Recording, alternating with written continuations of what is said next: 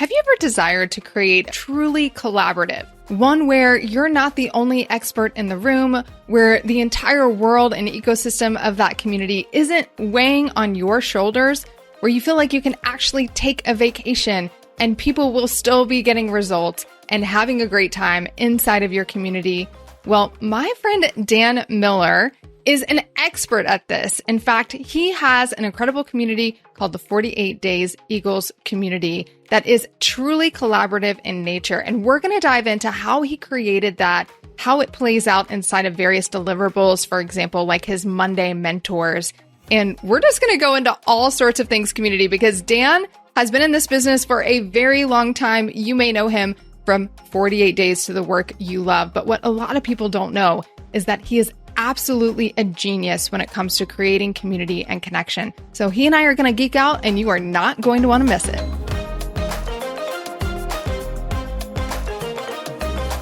Well, friends, you are in for a treat because if you do not know who Dan Miller is yet, you are going to be so grateful that you do after this interview that I'm about to have with my friend Dan. So Dan is a New York Times best-selling author of the book 48 Days to the Work You Love. You've probably heard of it. And through the book, which was the catalyst for all of this, he's been able to impact the lives of millions, whether that be through his podcast, which is always in the top 1% of podcasts, whether that be through the book itself or through his 48 Days Eagles community, which is what we're going to be talking more about today. I first met Dan when he attended one of my in-person community trainings, and he had such a love for community and was doing such unique things in his community that we immediately hit it off and we've stayed connected ever since. And we're going to be talking about one strategy in particular that he does using mentors inside of his community. There were literally thousands of things we could have talked about today, but it was like, we have to pick one. So this is the one that he picked, and it's a strategy that any one of us can use. So I can't wait to dive into this with you today. Dan, thank you so much for being on the podcast. Hey, my pleasure. Always enjoy conversations with you, especially about an interest that we have in common, that being communities. I know. And it's funny because we were already starting to talk before I hit record. And I'm like, Dan and I could talk all day. I better stop us and get us to hit record before our podcast time is up. Okay. So before we get started, tell me a little bit about, one of the favorite communities that you have ever been a part of and what you loved the most about that community. I would say it was a small community, actually a mastermind that I had when I went through one of the most challenging seasons of my life in terms of business. But it was a community I put together with my good friend Dave Ramsey. We modeled it after another group that I had invited him into. And so each of us chose 5 other guys to be part of it. So it was a small group of 12. We met every Wednesday morning for 14 years. Wow. And during that period of time, Dave and I were both growing our businesses. The other guys in there were as well, other people in there whose names you'd probably recognize. And we just helped each other, support each other. I love that idea. I've always been a fan of masterminds. You can see I've got a copy over here of Think and Grow Rich, where Napoleon Hill talked about the power of a mastermind. So I've done a lot of study of that. What he did with that concept, people like Henry Ford, Andrew Carnegie and all those. And then studied more contemporary people, well, even like Benjamin Franklin, though, who at 26 years old started the Junta Group in Philadelphia. And the power of that small group, out of that small group came our first public library, the first paved roads, the first fire protection system, the first public hospital. All those were things that came out of that little group that he put together. So I'm a big fan of community and the synergy that comes from thinking together, supporting each other, and growing together. Oh, I love that. I think it's slipping my mind right now, but there was a classical writer who did the same thing with a lot of other writers as well. And they were able to do a lot in the art space. So the fact that you didn't just see that opportunity and go, I'm going to start this paid mastermind and do all these things for all of these people, but you really understood the concept of getting like-minded people together who were on a similar journey and meeting consistently. The fact that you all met on a weekly basis. There's so many masterminds now that meet quarterly, which is great, but there's so much life that happens in a 90-day period that you really can't go super deep if you're not having that consistent meeting. So I love that you guys did that. And I'm sure because of that, that's part of what allowed you all to be together for 14 years, which is amazing.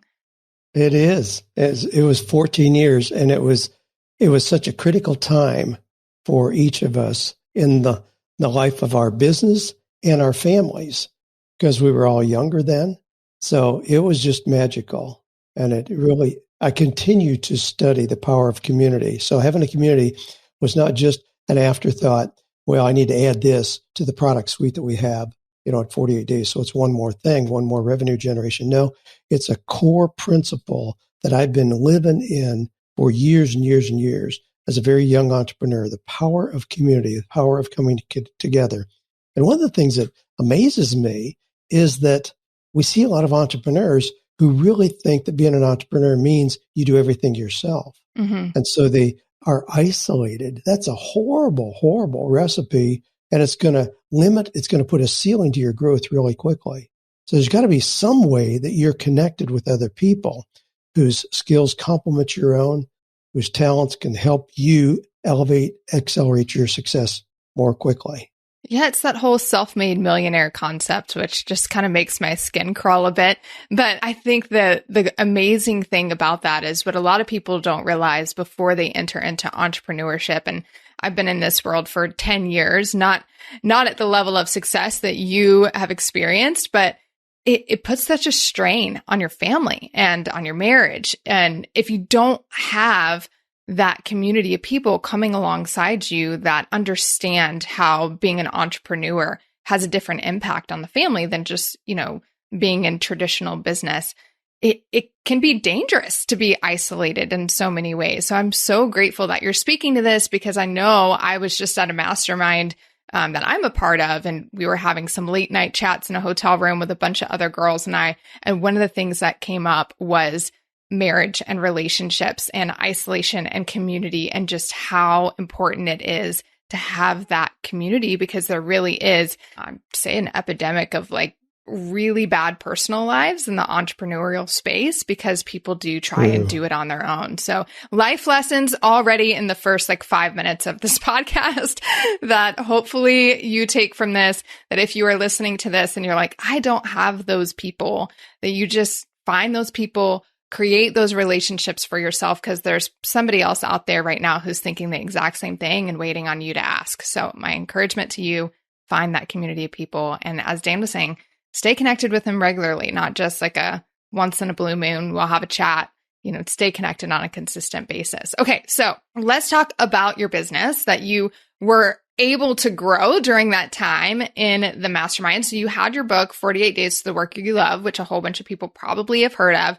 But what they may not know is that one book, which I love this about you, that one book has become the catalyst for your entire business. You didn't change your mind and 3 years later, it's okay, write another book about another thing, and then let's go do another book about another thing. You've just stuck true to this, and you've built a whole ecosystem around this book. So give us the big picture of your business now.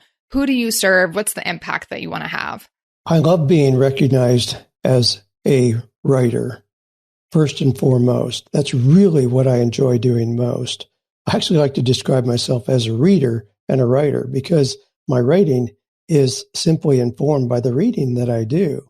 It's not where I just go sit in a little cabin somewhere and come up with creative, new, original thoughts. It's a compilation of things that I read. The wisdom of the ages is so rich with information for all of us, principles that are timeless. But 48 Days, the book, 48 Days to the Work You Love, grew out of a Sunday school class. Joanne and I were teaching a Sunday school class, had no intention of that becoming any part of business or income generation. It was just simply ministry, serving, giving back to our community and our church.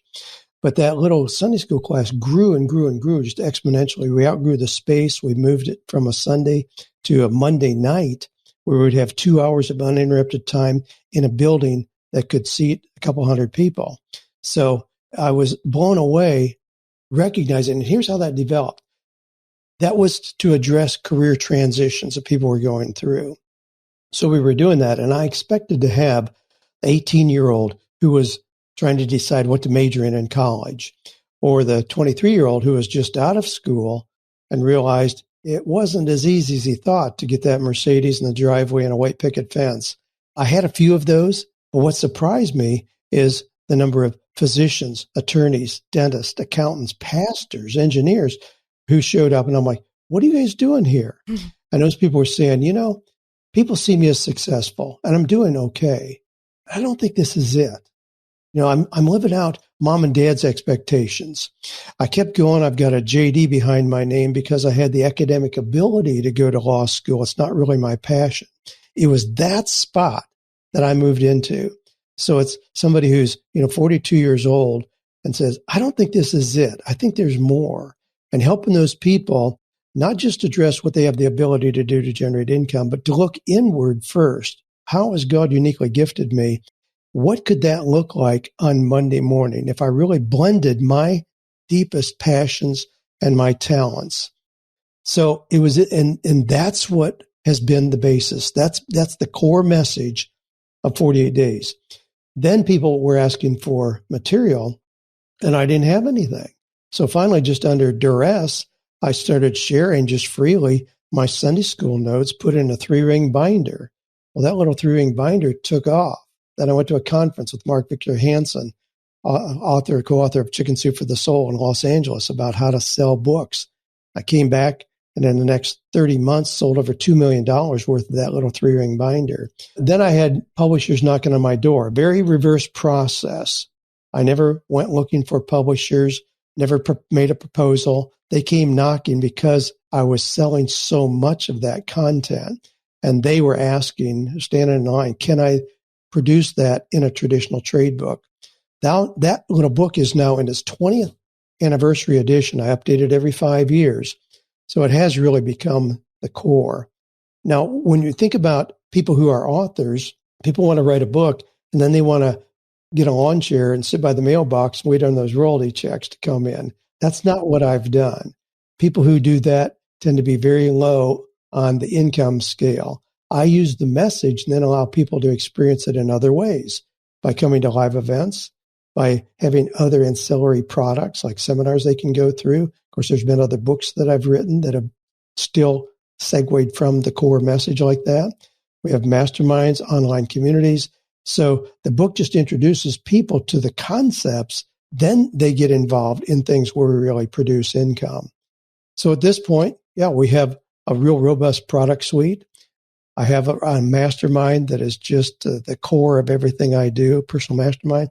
We have an online community, and then we have live events and other things, ways that people can get involved as well. But it all comes from that core message, from that first simple book growing out of a Sunday school class. This is so good because what I love is that you just waited until there was another need presented. You didn't write out a masterful plan of this funnel that you were going to build or this product ladder, all of these things that you go to these conferences and they're like, you need the high dollar and the low dollar and the middle dollar and then the low dollar. And then that's where you make your money.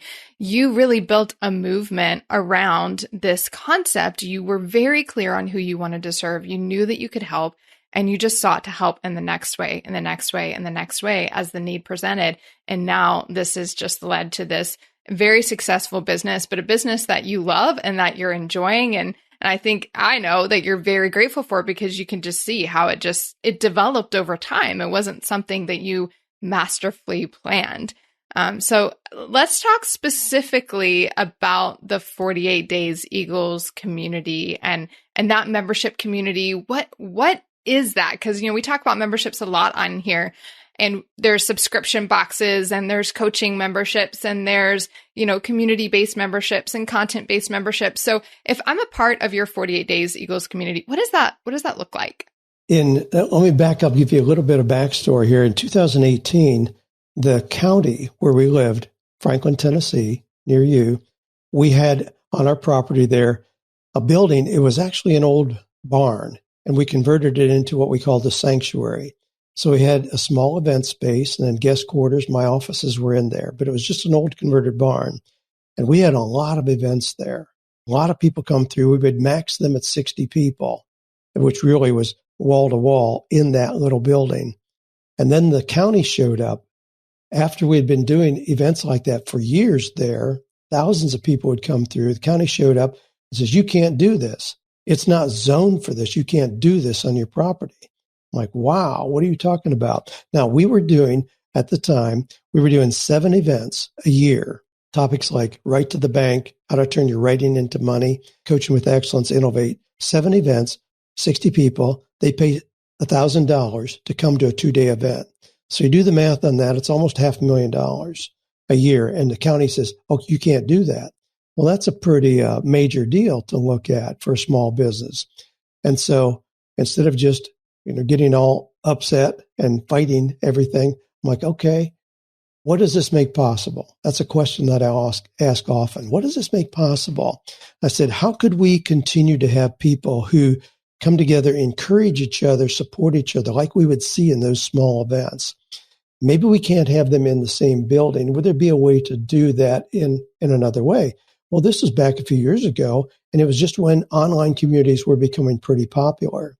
I purchased Stu McLaren's course, went through that, and we started 48 Days Eagles, trying to get the best advice and help I could in terms of how to do that, and just opened it up and started having people come to that. So that was in 2018, and we didn't have any live events since then. In 2020, you know what happened? Along came COVID. Everybody who had major events, physical events planned, had to cancel them. They were in a panic. I was perfectly set up. We had nothing that we had to cancel because we had moved to an online community at the perfect time, and COVID fueled our growth in that period of time. So we just simply allow people to come together. It's still the same dynamics. We're going to share ideas, share resources, support each other, encourage each other in ways that you couldn't do individually. And so that's what the community is. And it has worked beautifully to do exactly those things at a bigger scale than we ever could with the live events, and in a continuing manner, which we would not do at the live events. It was a one-time thing. You were there for 2 days, then you wouldn't see the people again, likely. Here, it's ongoing. The momentum builds and builds and builds. And the success stories, not everybody can take a 2-day event, implement, and explode their business. Some need daily, weekly, ongoing encouragement. And that's what we've been able to do in the 48 Days Eagles community. So it fit dynamically, it fit beautifully what we wanted to accomplish. And I want to add too that, and you've really set it up well here in that this is not just, well, here's one more thing that we're going to add, one more income generation that we're going to add. This was really out of a need that we felt that we had in our community. So I didn't do as much mathematical calculation as I did conceptual structuring for how can we actually help encourage people in the way that we were doing in our little barn, but in a way that would be provided ongoing. Yeah, you built the entire community, the entire membership around the purpose of how can I get people results? And yes. And that's what I love is you're just like, this isn't about, oh, I need this many deliverables and all that. You knew the general structure, but within the general structure that you had, you're like, I know these people. I know the results they're trying to get. And I think there's an opportunity here to give them even more results than they were getting from these workshops. And so a life lesson in this, and we were kind of just talking about this right before we hit record, because you have been impacted by Hurricane Ian. You're in that area. And you were talking about, everything that's going on around and just having some perspective around the things that we go through in life. And so for you to come with the perspective, somebody knocks on your door and says, I'm going to take $500,000 in revenue away from your business.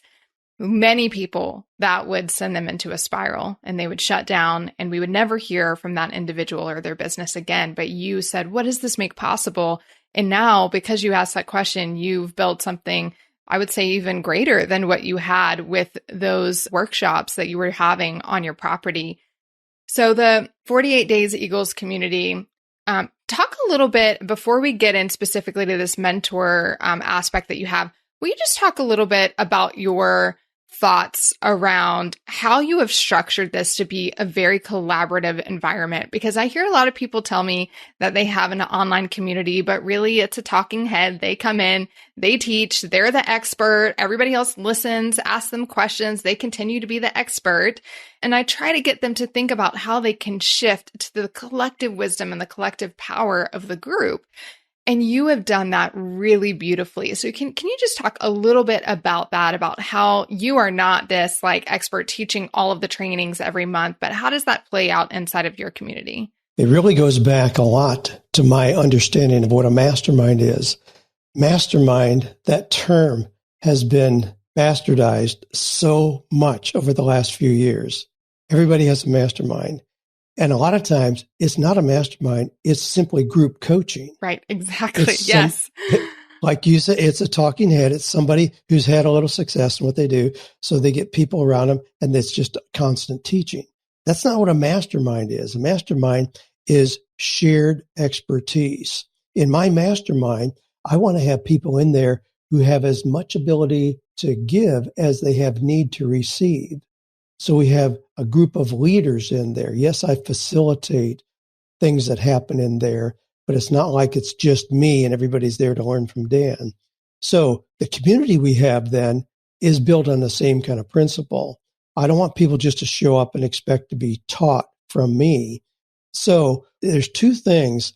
We have so much talent in the group. It's amazing. We now have 7 deans of different areas.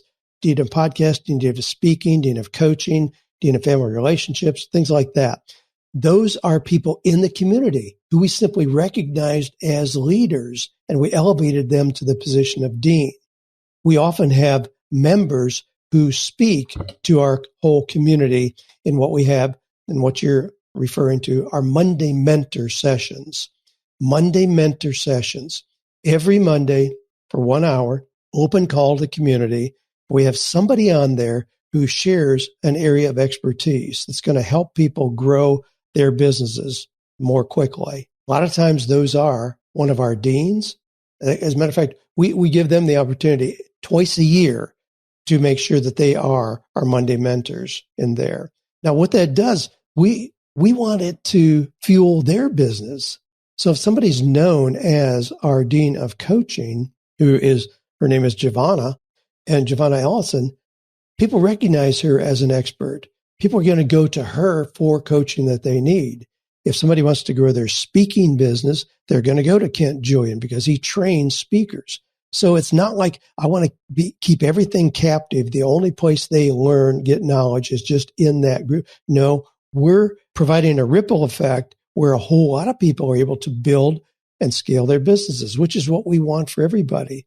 So we're a lot more open. A lot of communities don't allow people to talk about their businesses and what they're doing. Well, that's not true in our community. We encourage people to tell us what you're doing. Right now, we're compiling a list of people who have tangible things that could be purchased as Christmas and holiday gifts.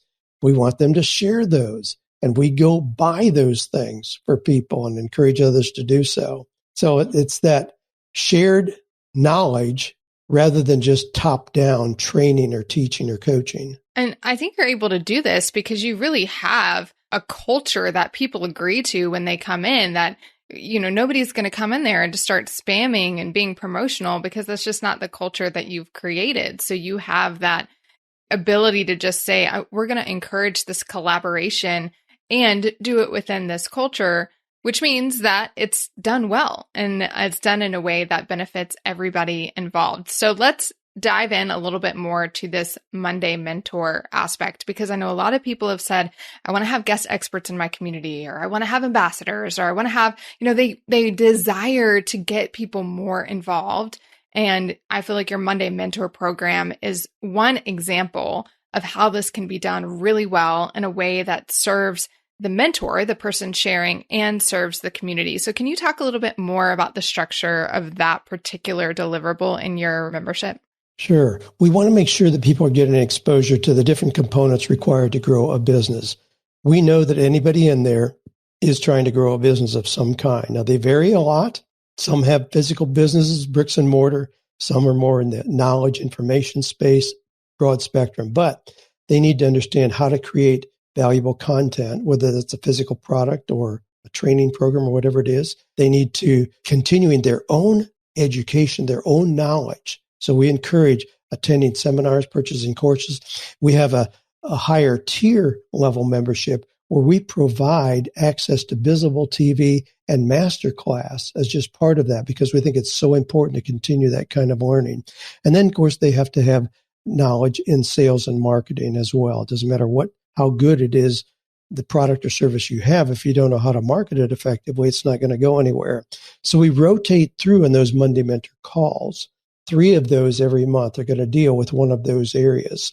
And then the 4th Monday of every month, we traditionally have had focus on a book. Last year, we focused on Think and Grow Rich the entire year. There are 13 chapters in there, 13 principles. So we combined 2 of those, but spent all year going through that book. And it was transformational for people who maybe had not been exposed to it before to really live out those principles, to decide in advance what they wanted to accomplish and all those kind of things. This year, I'm using that 4th Monday to go through not one book, but one book every month. Wow. Yeah. So we're always exposing people to new, valuable, timeless content to help move them forward with resources like that. And then we invite people periodically who are outside of the community to come in as speakers. And I've had people, like Michael Hyatt and Ken Davis, Roy Vaden, and Jesse Cole, who owns the Savannah Bananas. People who are doing extraordinary things,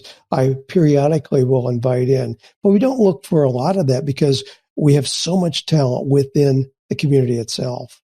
And we want to validate and embrace that. Yeah. I love that you do that. I mean, outside experts who have expertise in an area that maybe you haven't found inside of your community, or like you said, like somebody like Jesse Cole, who's just so unique. You're not going to find another one like him. So he has something unique to bring, but that you really want to elevate the members of your community. And I've had a lot of people inside of my program or clients be a little hesitant to do that because they don't want to put people on a pedestal. Like, what if they start taking people from my community? And you just have this abundance mindset that I feel like has served you so well. So can you tell me a little bit more, as specific as possible, around the structure of those calls? Is it a Facebook Live? Is it a Zoom call? Is there Q&A? Are they an hour? Are they teaching with slides? Is it just a discussion? I like to give people almost a blueprint for how they can turn around and do this in their community. And I know my community, and they're going to say, well, no, but how did they do it? How long was it? Was it a Zoom call? Was it Q&A?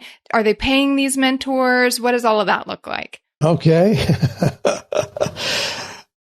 Everything I do is an experiment, and I love that because we have so much opportunity as entrepreneurs to do that. So few things are written in stone in our community structure, but we try things and see what's effective. Here's what we found to be effective. We meet every Monday from 2 to 3 o'clock Central. Now you might think, well, gee, aren't some of the people in the community still working traditional jobs? Wouldn't an evening time be better? We tested that. I prefer the daytimes, obviously, because it's just part of my workday. And we found that attendance is better during the day than at night because those who are working don't want to add something else on. At night, they want free time with their family, rightfully so. And so we have a lot of people watch the replays, but our best attendance is during the day. So we meet from 2 to 3. My daughter, Ashley, is really our community coordinator. She's on there with me. She starts every call with announcements. So we usually have 5 or 6 minutes of announcements. What's happening? What's coming up next? What can you anticipate? What new things are we adding? All that. We have that. And then we go right into my conversation. Typically, it's a conversational model that I have with the guest. So if it's somebody in our community who is the Dean of Podcasting, Eric Johnson. So we talk about podcasting and I ask him just the basics about how can somebody start? They really don't know what to do. How can they start a podcast? How do they identify their target audience? How do they build an audience? So we just walk through things like that. And my goal is to have about 30 minutes of that conversation, which is presenting the core principles of the topic. And then we open it up for questions. We always have a really active, engaged audience. They're in the chat. No, we don't bring them on live. And incidentally, the logistics there, we use Mighty Networks. So we're not on Facebook. We love Mighty Networks because we own everything that they see in the community. There's not all those distractions and other things. It's just there. There are other things like Circle and out there, but we use Mighty Networks. We started very early with them and love what we're able to do, the functionality in there. So they're on a Zoom call, but we're in Mighty Networks for the ongoing interaction. So they can be asking questions as we're presenting, as we're talking, and then we address those questions. And then at the end of the hour, I drop off, but the community leaders stay on there. We leave the chat open so they can continue to chat a little bit more if they want to anyway. Then on Tuesday nights from 7 to 8 o'clock Central, every week, we used to call it office hours. It's now called Eagle Gatherings because we don't want it to sound like it's a corporate thing. So it's Eagle Gatherings every Tuesday night. And that is usually a continuation of the topic that was discussed on Monday. So the guest that we had, whoever was the primary guest, is also on for an hour on Tuesday evening to continue that discussion with any questions that people have. And they always do have a lot of questions. So we can really go deep with people's particular issues, particular questions. We may have somebody on who just released a book. And so we talk about it. We talk about how they came up with the concept, but also not only do we encourage members to buy each other's books, we do a lot of that. There's lots and lots of cross promotion where people are working together, paying each other for services, supporting each other by buying their products and all that. So we do that really openly, encourage people to do that, whatever it happens to be that our topic has been. I love that you have them for that second conversation on Tuesdays, because how often, are you taking in that information for the very first time and you're like, oh, no, I know I should probably ask a question, but I barely absorbed what they've just said. So to give people some time to absorb, to sleep on it, to think about how it applies to their business, and then to bring them back for the gathering in order to be able to go a little bit deeper on that, I think that just, again, is set up for their success in actually implementing what they've learned, because we all know that oftentimes all this information just goes in one ear and out the other, or it goes, into our, like myself, it goes into the notebook, right? And then never to be seen again. But when you intentionally give them space to revisit that, it just deepens their understanding of it and their implementation as well. And the power of the community, it's so unlike doing a webinar, again, which kind of is a one and done. In community, people say, 2 months ago, we talked about X. 2 months ago, we talked about Brendan Bashard's book, High Performance Habits. And you mentioned this. How can I get more information? So it's continuing over a period of time. So it's building momentum rather than just a one shot on this. Again, one of the beautiful components of having a community is that it's ongoing. It builds and builds and builds for people's success. And we're seeing evidence of that. And we've seen, I did a short session 2 years ago now. I did 3 sessions on will it fly? Will your idea get off the ground? And for one, I had people who wanted to generate their first $1,000 per month in their business they were doing. The next month, I did those who want to hit $5,000 a month. The next month, I did those who want to hit your first $10,000 month. We've got people who went through one of those, who went through like the first $10,000 month, who have come back a year later and said, I not only hit my first $10,000 month, I hit a $10,000 week. Wow. And now they're asking, okay, what's next? What's next? So we keep creating things for these people. We just created a new level of membership.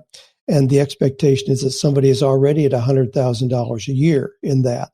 And so we're looking at things. Well, here's another outgrowth of this is because of my mastermind and the things that are happening in our community. I recently created a new company called EIG, Eagles Innovation Group. So we do a lot of work with Eagles. It's a 48 Days Eagles Innovation Group. In there, I have people put in investment money, and then we look for companies to invest in, where we not only provide financial support, but also mentoring there. So the people in our community who have invested money, get an opportunity to not only see a financial return, but also to be active in those businesses. A company may need a chief financial officer or somebody to help with their social media or an interim CEO as a company is growing.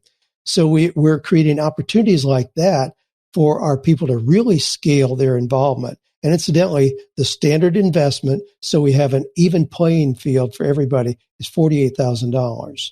So we have people in our community who are putting in $48,000 to be part of Eagles Innovation Group, where it's an investment, but it's also an opportunity to really have hands-on experience in another business. And so we vet companies, motorcycle parts distribution. We've got 2 this week that we're looking at very closely. I recently went with a couple of the guys in that group with me to Waco, Texas, to look at what Chris and Joanna Gaines have done. Here's a young entrepreneurial couple. There's no high technology. There's nothing rocket science. They've just taken regular, ordinary ideas and done them extremely well, but created a brand that has really served them well. Right. Yeah. If you put their brand on anything, it sells out. So we've got things we brought back with us, but I want our people in our community to be exposed to the best models there are out there. And those are some of the ways that we're doing it. And I just keep staying ahead of the curve in terms of what they're asking for as we raise the bar for things that we're able to do. You're so creative about it. And that's what I love is you see a problem, you see a need, and you don't just go, well, let me go see what the latest experts are doing to solve this problem. You just dive into your own thoughts and your own knowledge and what you know, and like what you're doing with this, the Eagles Investment Group. I mean, that's just incredible because a lot of these people who are in this position, I would say people who have successful businesses that they run themselves, a lot of them, their goal is to kind of not have to be in the day-to-day of their business anymore. They want to try and become more of the owner instead of the business leader, but then they find themselves maybe unfulfilled because they're no longer have their hands in it. They're no longer, everything's so systematized and operationally sound and everything's working great that they're not getting to use their scrappy creative side that they built that business with to begin with. And they find themselves bored. And now you've given them an opportunity to not just have a financial investment, but to have an investment of that gifting and of that skill that got them to the place that they are at today. So that's amazing that you've done that. And I love just that you're always thinking about how can I give people the opportunity to contribute? Because you know this, I know this, that it's at the core of our desire as humans to want to be able to not just be valued, but to provide value and to contribute. And that's where people create belonging. You hear all the time people say like, oh, we want to create belonging inside of our community. And I always ask the question of like, how are people able to contribute to the cause? Because that's where I feel like I truly belong, to know that I am a needed and valued member of this community, and you do a really good job of creating that opportunity amongst your members. We had a gentleman who is pastor. He's Hispanic, pastor of a small church in New Mexico. And as part of providing for his family, he is an active fisherman. Well, in doing so, he created a modification on a fly fishing rod. It's called tenkara, which is a Japanese term that means falling from heaven. So he wants the lure to look like it just fell from heaven. Well, he was very successful with that concept, the videos he put up and all that, but he was extremely limited in terms of capital to purchase those, having been made in Taiwan and China. And really, there's so much of a cost reduction if you can order in big quantities. So we were able as a community to come around him and help him tap into resources, allowed him to make a major purchase, which reduced his cost almost by half, to then elevate his business, and we can all celebrate together. So we're doing really active things like that to help our members succeed. And everybody can see that then. And in the celebration, they're inspired. It increases their confidence. They're like, wow, he's where I want to be 3 years from now. So there's a real surge forward in this. Now, I know a lot of communities are focused on things other than business building, but ours is specifically for that. And we want everything in there to come back to that. We want to help people thrive in their own businesses. And I think you can apply this concept to, cooking and knitting or whatever it might be. In my work, I have been continually surprised at the competitive nature of hobbies. It's kind of interesting to hear people talk to me about the competition that happens within their communities that are really craft-based or hobby-based even. And so I think making sure that we are stewarding a culture that is supportive, that is encouraging, that is abundance mindset, meaning that we can create so much more together than we can trying to do it on our own. I just think that is so important and valuable. And you have talked about numerous ways that you have done that inside of your various communities. So if I am listening to this, no matter what kind of membership I have or community I have, and you were to leave me with one piece of advice that would help me start shifting my community from this me focused, I'm doing all the trainings, I'm, doing all the engagement inside the community, I'm leading all the calls, like I'm the one, which is where a lot of people are when they come to me. They're burnt out. They don't love their business anymore. They don't love their community anymore, and they can't quite figure out why. And usually when we boil it down, it comes down to that one factor that they have tried to build up this entire ecosystem and hold it up with their own hands. What piece of advice would you give to somebody as they start to begin shifting towards more of this collaborative type of community? Look for people who have abilities in areas that you don't. So it complements you. If everybody is just trying to be a clone of who you are as a community creator, it's going to limit what you're ever able to accomplish. But I look for people whose skills far surpass my own, just like having deans in 7 areas. Those people all have levels of expertise in those areas that far surpass mine. So it is that collaboration. It's not just Dan Miller fans. It's the collaboration of knowing to come together, the access you get to ideas and resources and competent people. But I think that's what you're alluding to here is where somebody feels like they lead, they initiate every idea. I mean, when something is posted in our community, my goodness, before I see it, it usually is going to have 8 or 10 really competent answers to that from other people in the community. And I don't feel any need that I have to go in there and do that. Last week, Joanne and I were on a cruise. I mean, most people in our community don't even know that we were. It wasn't like all of a sudden things stopped. Nothing stopped. Nothing changed at all. Everything continued just as it is. So I can easily step in and out. Now, I love the engagement in there, but I don't feel any pressure to be the one provider for everything that has value in there at all. So I think it would be that. Don't be intimidated. Don't feel like you're going to lose control or have your own impact diluted by bringing in other competent people. Surround yourself with people who are excellent in what they do, and you'll build the value and credibility of your community. I think what you said there was just so powerful. You said, don't be afraid that you're going to have your impact diluted. And I think if the impact that you have had is any indication as to what happens when you create this kind of collaborative environment and collaborative community, it only makes your impact exponential, right? Because it's the impact of the community and what you've created. So Dan, thank you so much for chatting with us. I feel like we could keep going, and we probably will. I'll have to have you back on the podcast because there's so much more we could talk about. And I want to hear about EIG group as that develops. But I want people to be able to connect with you. And I think there's a few different ways. I mean, definitely your podcast. So tell them about your podcast. But I know you've kind of curated a lot of these ideas that you've tested to help create more connection inside of your community into a guide. I hope you'll be able to share that with us because I know you have that. And then I'm sure there's a lot of people that are going, I want to see this community in action. I need to be in Dan's world and a part of that kind of culture. So let people know how they can get plugged into the 48 Days Eagles community as well. All right. Well, thank you for that. Sure. The guide that you're talking about, 48 is kind of our magic number. So we've put together a guide that's 48 ways to build community and connection in your membership. So it's 48 different things that we've done to really build a sense of community.